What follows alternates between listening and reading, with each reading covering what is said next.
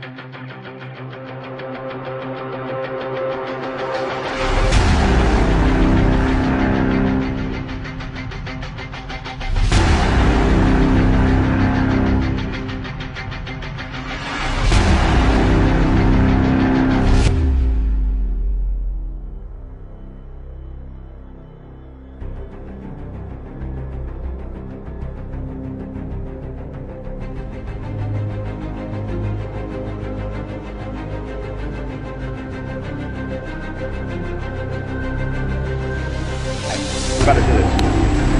Do not attempt at home. Alright, let's do close the gap as tight as possible. Yeah, you got to walk. Back up. Now. Next time.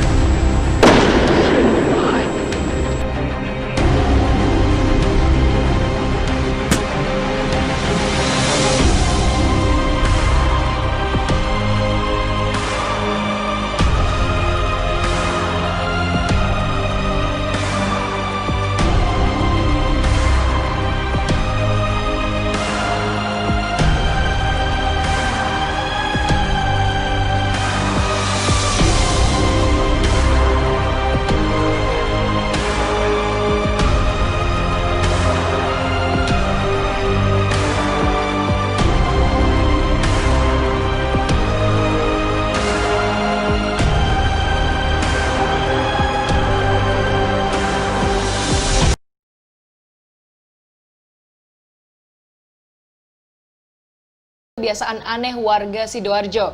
Karena trauma masa kecil yang selalu kelaparan, seorang ibu rumah tangga mampu makan ayam secara hidup-hidup. Dirinya mengaku sebelum mendapatkan perawatan dokter, ia bisa menghabiskan 5 hingga 7 ekor ayam setiap harinya. Beginilah keseharian Miss Kaulah, warga Dusun Jangansem, Desa Tropo Asri, Kecamatan Jabon, Kabupaten Sidoarjo, Jawa Timur. Sekilas tidak ada bedanya dengan ibu rumah tangga pada umumnya. Namun siapa sangka, wanita parubaya yang berprofesi sebagai penyiar di salah satu radio swasta di Kecamatan Jabon, Sidoarjo ini memiliki kebiasaan yang tak lazim dilakukan warga lainnya. Miss Kaulah bisa memakan ayam secara hidup-hidup. Kebiasaan Miss Kaulah ini telah ia lakukan sejak kecil, berawal dari kegemarannya memakan binatang kecil seperti belalang, kalajengking, hingga kepiting sawah secara hidup-hidup. Miss Kaulah terpaksa memakan binatang secara hidup-hidup karena perutnya lapar, sementara orang tuanya tidak memiliki cukup nasi untuk menghidupi 12 anaknya. Dari kebiasaan ini, Miss Kaulah akan merasa lemas dan tidak enak badan jika tidak makan ayam hidup-hidup. Sebelumnya, Miss Kaulah mampu menghabiskan ayam hidup 5-7 ekor per harinya. Setelah mendapat perawatan tim dokter RSUD Sidoarjo, kini Miss Kaulah hanya makan ayam hidup 1 ekor tiap bulannya. Dulu sehari 5 ekor, tapi bukan yang besar, yang ukuran yang itu tadi ya. Kalau saya mau tak habiskan semua ayam itu, tapi saya enggak bisa, satu kali sudah kenyang, sudah merasa enakan. Kendati kebiasaan unik Miss Kaulah ini tidak merugikan warga sekitar, namun dirinya berharap bisa sembuh dari kebiasaan makan ayam mentah. Pasalnya, kebiasaan tersebut dinilainya terkesan sadis dan tidak sesuai norma yang ada. Riko Hardiansah, Sidoarjo. Setelah kalian mengamati kedua video tadi, jelaskan manakah yang termasuk ke dalam sistem saraf sadar dan sistem saraf tak sadar, serta apa yang menyebabkan Miss Kaulah memiliki kebiasaan memakan ayam mentah. Penasaran? Nah, untuk mengetahui jawabannya, diskusikan bersama kelompok kalian dalam waktu 15 menit.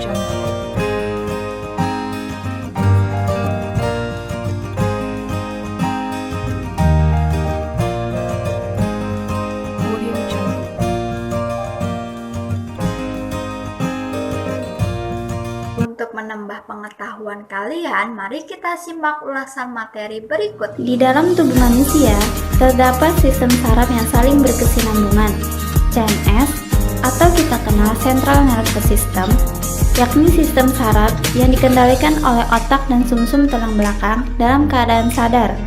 Atau dengan kata lain, otak dan sumsum tulang belakang merupakan pusat pengendalian sistem saraf sadar. Setelah otak menafsirkan informasi yang dia dapat, maka selanjutnya informasi akan disalurkan ke seluruh tubuh, atau biasanya disebut dengan Peripheral Nervous System (PNS). Di sini, kami akan menerangkan mengenai PNS, atau bisa juga kita sebut dengan saraf tepi. Saraf tepi atau PNS terbagi menjadi dua, yaitu sistem saraf sadar dan sistem saraf tak sadar. Yang pertama, kami akan membahas sistem saraf sadar.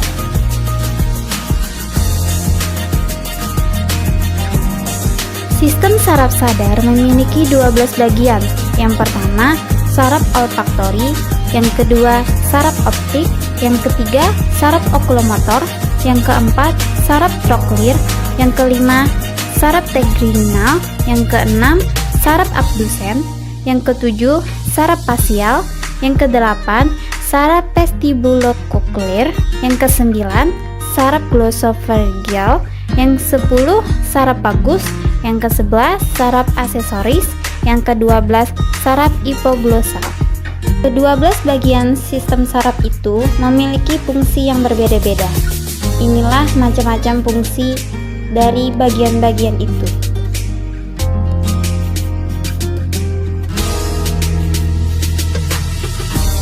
saraf spinalis merupakan sistem saraf yang berpusat pada medula spinalis atau sumsum tulang belakang. Sistem saraf spinalis berjumlah 31 pasang terbagi sepanjang sumsum tulang belakang, seperti gambar ini.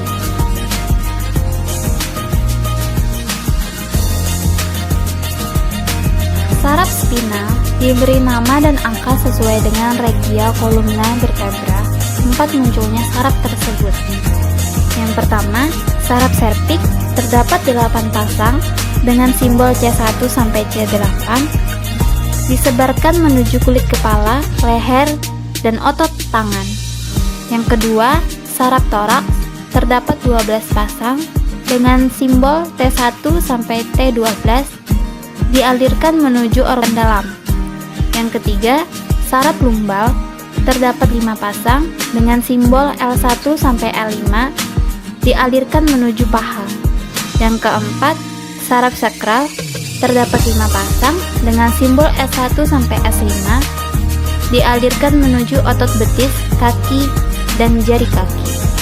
Yang kelima, saraf koksidis terdapat 1 pasang dialirkan menuju sekitar tulang ekor.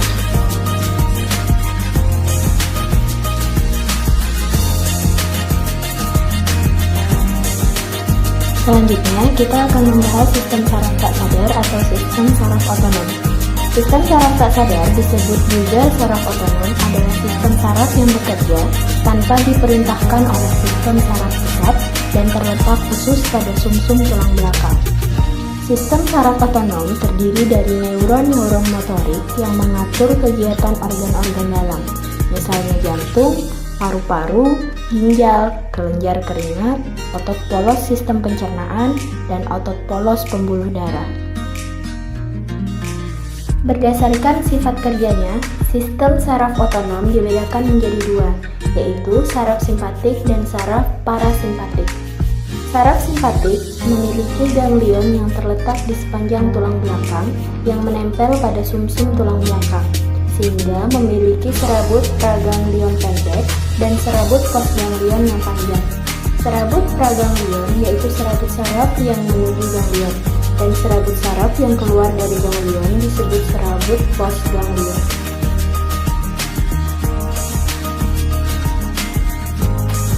Saraf parasimpatik berupa susunan saraf yang berhubungan dengan ganglion yang tersebar di seluruh tubuh. Saraf parasimpatik memiliki serabut praganglion yang panjang dan serabut postganglion yang pendek. Saraf simpatik dan saraf parasimpatik memiliki fungsi yang berbeda. Yang pertama, defisi parasimpatik atau kraniosakral. Saraf simpatik memiliki fungsi antara lain menghambat detak jantung, memperkecil pupil mata, memperkecil bronkus, mempercepat kerja alat pencernaan, merangsang ereksi, dan mempercepat kontraksi kantung semut. Yang kedua, ada defisi simpatis atau torakolumbal. Fungsi saraf ini memacu kerja organ tubuh. Di antaranya, mempercepat detak jantung, memperbesar pupil mata, dan memperbesar bronkus.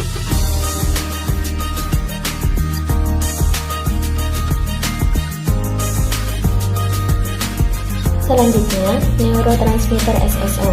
Neurotransmitter adalah senyawa organik endogenes yang membawa sinyal di antara neuron. Neuron transmitter dalam bentuk zat kimia berfungsi sebagai penghubung antara otak dengan seluruh jaringan saraf dan pengendalian fungsi tubuh. Asetilkolin dilepas oleh serabut praganglionik simpatis dan serabut praganglionik parasimpatis yang disebut serabut kolinergik. Norepinefrin dilepas oleh serabut postganglionik simpatis yang disebut serabut adrenergik. Norepinefrin dan substansi yang berkaitan. Epinefrin juga dilepas oleh medula adrenal. Proses ini bisa dilihat seperti gambar di samping. Itulah tadi pembahasan mengenai susunan sistem syaraf. Jangan pernah berhenti untuk belajar karena orang-orang yang berhenti belajar akan menjadi pemilik masa lalu. Sedangkan orang-orang yang masih terus belajar akan menjadi pemilik masa depan. Sampai jumpa pada kegiatan selanjutnya.